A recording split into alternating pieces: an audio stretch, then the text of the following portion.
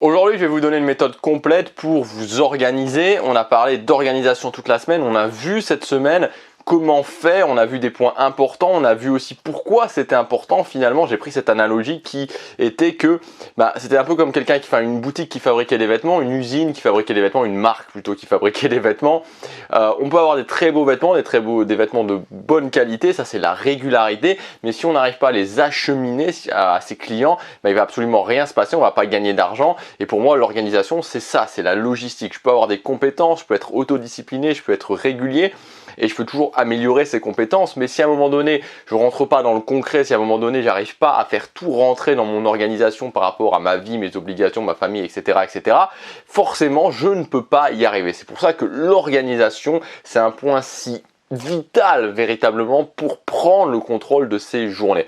Alors j'ai sorti une formation qui s'appelle Organiser ses journées. Aujourd'hui c'est le dernier jour pour accéder à cette formation à son prix de lancement, donc avec 140 € de réduction.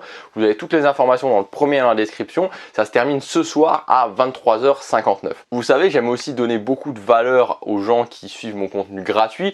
Moi je suis pas là pour juger voilà, pour vous juger si vous décidez ou non d'investir sur vous. Moi, je sais que personnellement, quand j'ai commencé à investir sur moi, c'est ça qui m'a permis d'arriver à mes objectifs. Si je n'avais pas commencé à investir sur moi, je ne pense pas que j'y serais arrivé, très honnêtement.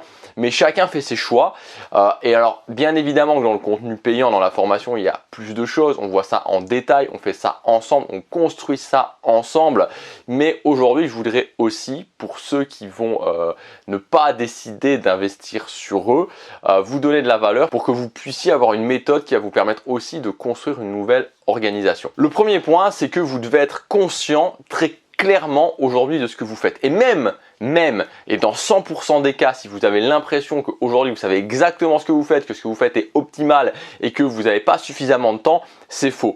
Donc vous devez impérativement vous mettre face à la réalité, c'est-à-dire noter pendant au minimum une semaine, idéalement pendant un mois, qu'est-ce que vous faites au quotidien pour pouvoir analyser concrètement, pour pouvoir faire une sorte de bilan, une sorte d'audit, un peu comme en mode comptable, de savoir où part votre temps, où part cette ressource du temps. Parce que ce qui est certain, c'est que vous avez 24 heures dans une journée, comme tout le monde. Où partent ces 24 heures? Vous devez le savoir, parce que se dire je suis débordé, se dire j'ai pas beaucoup de temps, se dire voilà j'arrive pas à m'organiser, c'est bien, mais il faut, pour commencer à s'organiser, il faut être conscient, il faut se mettre, des fois prendre un mur et se mettre face à la réalité pour voir où part ce temps.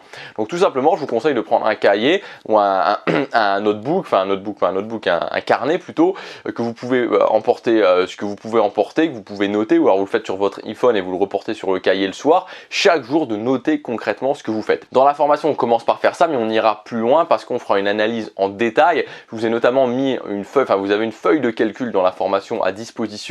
Et cette feuille de calcul, vous allez rentrer directement ce que vous faites dans cette feuille de calcul. Elle va vous ressortir une analyse en fait d'où part, de ce que vous faites dans différentes catégories, d'où part votre temps. Et je vais essayer de le faire sous forme de schéma, c'est un petit peu sympa.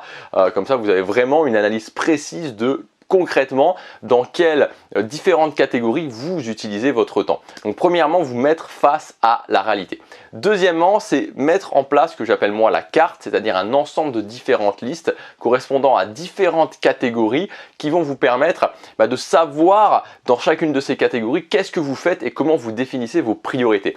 Donc dans cette vidéo, on va voir trois premières listes. La première liste, c'est ce que j'appelle la liste des obligations. Donc vous devez être dans un premier temps capable de noter quelles sont vos obligations. Donc de voir concrètement mes obligations, les choses que je dois faire absolument. Qu'est-ce que c'est? De les noter. Donc les obligations, ça peut être le travail, ça peut être au niveau de votre famille, ça peut être au niveau, je sais pas si vos parents sont âgés, ça peut être au niveau de vos enfants. Voilà, ça c'est des obligations. Donc vous devez impérativement commencer par noter très précisément quelles sont ces obligations. Donc pour l'instant, on va les laisser comme ça, ces obligations. Et ensuite, quand on aura fait les différentes listes, notamment dans la formation, on va faire ce que j'appelle une rationalisation. C'est-à-dire que ces obligations, on va commencer par essayer d'en éliminer. On va se demander vraiment si chacune de ces obligations, c'est réellement une obligation. Ensuite, on va essayer de les mixer avec quelque chose d'autre. On va voir si on peut pas les accrocher avec quelque chose qui va me permettre d'avancer pendant que je fais cette obligation. Typiquement les transports, voilà, les transports ou la préparation d'un repas, c'est quelque chose où on peut le mixer avec quelque chose d'autre. Et on va voir aussi si on peut pas, quand c'est pas possible de la mixer, si on peut pas la rendre intéressante. Si cette obligation, on peut pas faire en sorte qu'elle vous permette de progresser. Tout ça, c'est ce que j'appelle la rationalisation de ces obligations. Donc la première liste, c'est les obligations. La deuxième liste, ça va être la liste d'objectifs. Donc la liste d'objectifs, c'est quoi? C'est tout simplement de dire quels sont mes objectifs et pour chacun de ces objectifs, définir les actions essentielles. C'est-à-dire, ok, j'ai un objectif par exemple de prendre du muscle, c'est quoi les actions essentielles pour prendre du muscle? Les actions essentielles pour prendre du muscle, c'est aller à la salle de sport, c'est manger convenablement, c'est me reposer. Je veux faire de la création de contenu, je veux vivre de mon contenu, c'est mon objectif. Donc par exemple, générer 3000 € par mois à la fin de l'année avec mon contenu. C'est quoi les actions essentielles pour générer de l'argent avec mon contenu? C'est créer des produits gratuits, créer du contenu gratuit, créer des produits payants. Et le troisième point, c'est d'ajuster sans arrêt le système pour pouvoir voir qu'est-ce qui fonctionne, voir qu'est-ce qui fonctionne pas et donc m'emmener là où je veux. Si je veux par exemple apprendre l'anglais, l'action essentielle c'est de travailler mon anglais. Vous voyez, donc chaque objectif a une ou plusieurs, en général de mon expérience ça peut être une action jusqu'à 3 actions essentielles qu'on va mettre ensuite sous forme d'habitude pour cet objectif. Donc vous avez vos objectifs, vous avez les actions essentielles. Je vous conseille vraiment quand vous commencez sur une nouvelle organisation de partir sur 2 objectifs par exemple, parce que vous allez voir qu'un objectif qui a 2-3 actions essentielles, ça peut très vite remplir une organisation et ça sert à rien d'avoir 10 objectifs si ces 10 objectifs vous ne les faites pas. C'est-à-dire que si ces 10 objectifs c'est juste une vague idée mais que vous passez pas à l'action dessus. Il faut beaucoup mieux avoir des objectifs et de mettre en place des choses concrètes par rapport à ces objectifs. Donc la deuxième liste, c'est la liste d'objectifs. La troisième liste, ça va être la liste que j'appelle la liste de loisirs. Donc la liste de loisirs, ça peut être loisirs, ça peut être détente, ça peut être passer du temps avec sa famille, ça peut être même aussi social. Donc cette liste, en fait, vous allez noter par ordre de priorité qu'est-ce que vous voulez faire. C'est-à-dire que peut-être que votre priorité, c'est d'aller le jeudi soir à votre réunion de, je sais pas moi, à votre réunion du club de golf par exemple, ou du club de tennis. Peut-être que votre priorité, c'est de passer 1 heure tous les soirs avec votre femme, avec vos enfants, avec votre mari, vos enfants, et vraiment de passer du temps en étant connecté avec eux, ou une demi-heure en étant vraiment connecté avec eux. Voilà. Ou peut-être que votre priorité, enfin voilà, il peut y avoir plusieurs choses. Peut-être que vous voulez tous les soirs jouer pendant 1 heure à la PlayStation. Peut-être que tous les soirs vous voulez regarder pendant 1 heure ou 1 heure et demie la télé. Voilà, c'est pas grave. Encore une fois, comme je le disais dans la vidéo d'hier, il n'y a pas à se juger, c'est simplement le mettre, le noter, ensuite voir si tout fonctionne, si tout rentre dans l'organisation. Donc ça, c'est la troisième liste, la liste des loisirs globalement. Donc vous pouvez déjà commencer à faire ça. Dans la formation, bien sûr, on voit d'autres listes, des listes un petit peu plus pointues. Il y a par exemple une liste que j'ai appelée la liste actions ponctuelles. Donc les actions ponctuelles, en fait, moi ce que je fais c'est que pour les actions ponctuelles, c'est que je prends une feuille ensuite que j'affiche ou je garde dans un cahier. Actuellement, comme je me déplace pas mal, c'est dans un cahier. Et qu'est-ce que je fais avec cette liste? Je note les choses que je dois faire ponctuellement. Ça peut être appeler les impôts, ça peut être aller à la sécurité sociale, ça peut être téléphoner à quelqu'un, etc., etc. Donc en fait, je note vraiment toutes ces actions ponctuelles que je dois faire.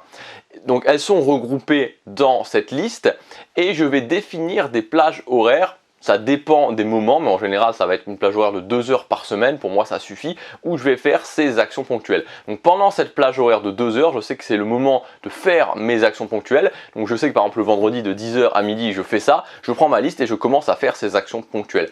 C'est le meilleur moyen pour intégrer toutes les actions qu'on doit faire de façon ponctuelle sur une organisation de façon récurrente. Voilà, donc en faisant ça, vous avez déjà de quoi démarrer, ce que j'appelle la carte, qui est la base de l'organisation.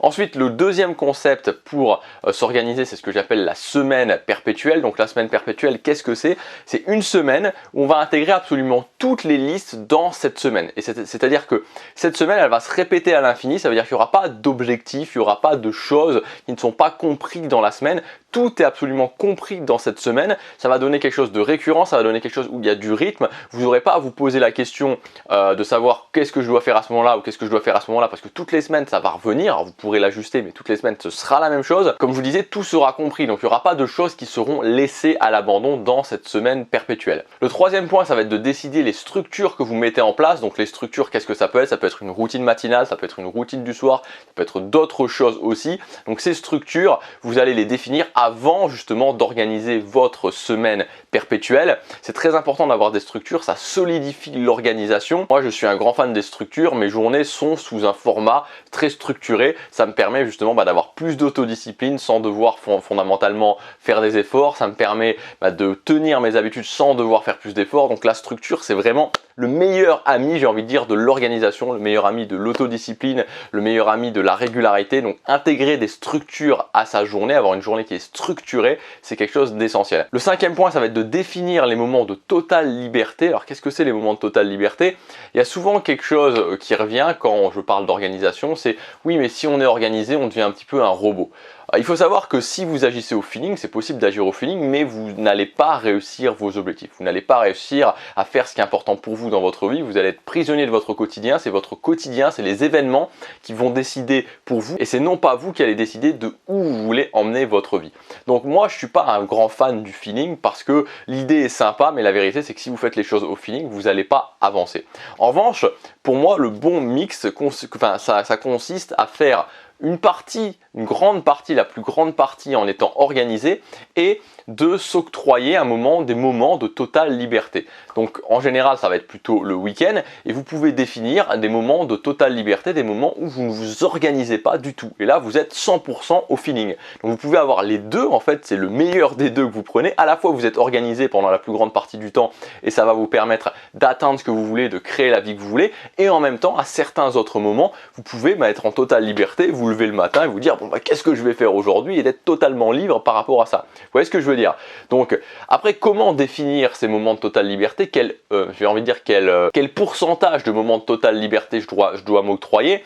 Ça, j'ai envie de dire que ça dépend de vos objectifs, ça dépend de l'ambition que vous avez. C'est-à-dire que si vous avez une ambition dans votre vie d'être plutôt tranquille, d'avoir un boulot qui paye bien, d'avoir une maison qui vous plaît, d'avoir une famille et puis c'est tout, encore une fois, l'idée c'est pas de comparer, de dire oui, cette personne-là a énormément d'ambition, c'est bien, ou cette personne-là a peu d'ambition, c'est pas bien. C'est vous, c'est par rapport à vous, on s'en fout des autres. Si vous avez une ambition assez mesurée, alors à ce moment-là, vous pouvez vous accorder le week-end du vendredi soir au dimanche soir en totale liberté. Il n'y a pas de problème. Maintenant, si vous avez des très grandes ambitions, si vous voulez, je sais pas moi, être un acteur très connu, si vous voulez créer une entreprise qui va changer le monde, une start-up, ou bref, si vous avez vraiment énormément d'ambition, vous voulez atteindre des trucs au top, alors à ce moment-là, évidemment, si vous prenez tout votre week-end en totale liberté, surtout si vous travaillez ou vous êtes aux études et que vous avez déjà pas mal d'obligations dans la semaine, ça ne va pas fonctionner. Donc encore une fois, là, c'est à vous de mesurer, c'est à vous de savoir concrètement à quel point, quelles sont mes ambitions et à quel point justement je veux avant tout nourrir ces ambitions. Moi par exemple, en général ce que je fais, alors ça dépend, ça change, mais en général ce que je fais c'est que je m'octroie le dimanche en totale liberté. Voilà, le dimanche c'est un truc, j'aime bien faire ça, voilà, je préfère accélérer la semaine, je préfère être à fond la semaine et vraiment le dimanche, ok, je suis vraiment en mode totale liberté. Ensuite le point suivant, ça va être d'intégrer tout ça à la semaine de base. Donc en fait, c'est prendre vos listes, c'est prendre vos structures, c'est prendre vos moments de totale liberté et les faire rentrer dans cette semaine perpétuelle pour voir est-ce que ça fonctionne, est-ce que ça fonctionne pas, est-ce qu'il y a trop, est-ce que je pense que je vais le faire, est-ce que je pense que je vais pas le faire. Encore une fois, il vaut mieux commencer petit, il vaut mieux démarrer petit et valider que vous le faites et rajouter au fur et à mesure plutôt que d'en mettre trop et de pas réussir. Et enfin, une fois que vous avez défini tout ça, vous pouvez partir sur votre semaine perpétuelle, commencer à la faire et puis chaque dimanche de voir qu'est-ce qui a fonctionné, qu'est-ce qui n'a pas fonctionné en commençant par mesurer tout simplement si vous avez bien tout fait. Si vous avez bien tout fait, qu'est-ce que j'ai fait, qu'est-ce que j'ai pas fait, pourquoi j'ai pas fait, et donc d'ajuster au fur et à mesure. Et normalement, si vous faites correctement les choses, on va dire qu'au bout de 3-4 semaines, vous aurez une semaine perpétuelle qui fonctionne, qui vous permet à la fois de faire vos obligations, qui vous permet à la fois de faire vos objectifs, qui vous permet à la fois d'avoir aussi des moments de loisirs, des moments de liberté, de faire des actions ponctuelles aussi, et qui va vous permettre de contrôler votre quotidien et non pas que ce soit votre quotidien qui vous contrôle. Voilà, donc vous avez pas mal de travail, je pense, pour mettre tout ça en place. Ne négligez pas l'organisation parce que c'est ce qui va permettre de faire le lien entre toutes vos compétences, entre vos capacités, entre ce que vous voulez et la réalité et le fait de contrôler votre quotidien et d'emmener votre quotidien là où vous voulez. Voilà, donc si vous voulez qu'on fasse ça ensemble, si vous voulez qu'on pose tout ça que par rapport à vous, par rapport à vos objectifs, à votre vie, vos obligations et tout ce que vous avez, toutes les choses que vous voulez intégrer justement dans votre organisation, on peut le faire ensemble. Vous avez la formation Organiser ces journées où je vous donne justement ce système qui est un système en fait à recopier qu'on va faire ensemble. Donc on va commencer par construire la carte de votre organisation, c'est toutes les listes, il y a 8 listes complètes qu'on va définir, on va prendre le temps vraiment de les définir ensemble, on va voir qu'est-ce que vous devez intégrer dans chacune de ces listes, on va voir comment aussi mettre des priorités dans ces listes. On parlera ensuite de structure de journée. Je vous donnerai mes structures de journée qui fonctionnent, que vous pourrez directement intégrer aussi à votre organisation. On designera ensemble votre semaine perpétuelle. On verra si tout fonctionne. Je vous expliquerai comment faire le bilan. Et enfin, on transformera cette semaine perpétuelle en un outil concret puisque vous pourrez l'imprimer. Je vous donnerai deux options, l'option simple ou l'option un petit peu plus complexe. Soit vous pourrez l'imprimer et à chaque fois que vous voudrez l'ajuster, l'ajuster, il faudra la réimprimer, donc vous le ferez depuis votre ordinateur et vous la réimprimerez. Soit vous pourrez aussi l'ajuster directement sur papier. Là c'est un petit peu plus complexe, c'est-à-dire qu'il faut un petit peu faire du découpage et donc vous pourrez chaque dimanche vraiment ajuster les choses et voir vraiment dans le concret qu'est-ce qui fonctionne, qu'est-ce qui fonctionne pas et le changer au fur et à mesure. Donc maintenant en termes de timing, il va falloir une semaine globalement pour faire cette formation, tout préparer, que votre semaine perpétuelle soit prête à l'action et ensuite il faudra on va dire 3 semaines environ d'ajustement pour faire coïncider les différentes choses et pour que vous soyez vraiment ensuite au bout de 3 semaines complètement opérationnel avec votre nouvelle organisation. Voilà, tout ça c'est disponible avec 140 € de réduction jusque ce soir 23h59. Toutes les informations sont dans le premier lien dans la description. Passez à l'action, chaque jour compte.